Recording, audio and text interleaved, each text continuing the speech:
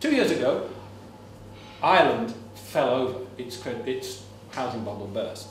And you read endless amounts of, the Irish are going to be out of this first, they're doing the right thing, they're having the austerity measures, and now how well they're doing. First of all, their bailout was 12 billion. And it crept up to 20.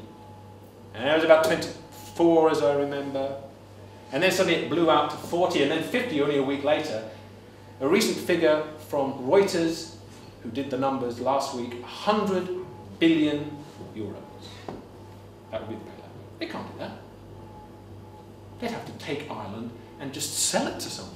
And funnily enough, that's exactly what was suggested 2 days ago by an analyst. I love that word, analyst. They're like the Gestapo in suits.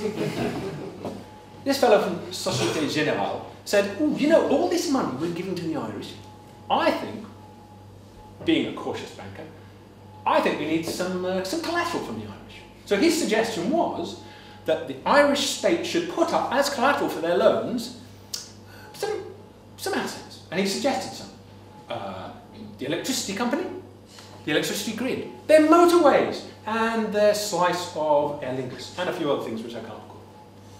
Now the interesting thing about this is, if the Irish government agreed to this, it means that whoever the Irish vote for, whatever the winning political party says, if a party said, we are going to now restructure our debt and default on it, suddenly those things pledged as assets would be seized and sold.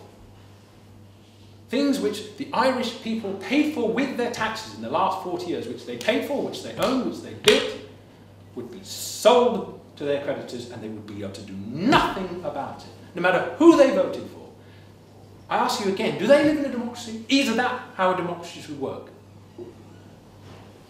Should the democracy have control over the things which are Ireland, which are what the people have paid through the sweat of their brow? Or should that be able to be taken away and sold off without any discussion? And don't think it's going to stay in Ireland. Don't think it's just a problem of those old Irish, oh dear, you know. What will happen is,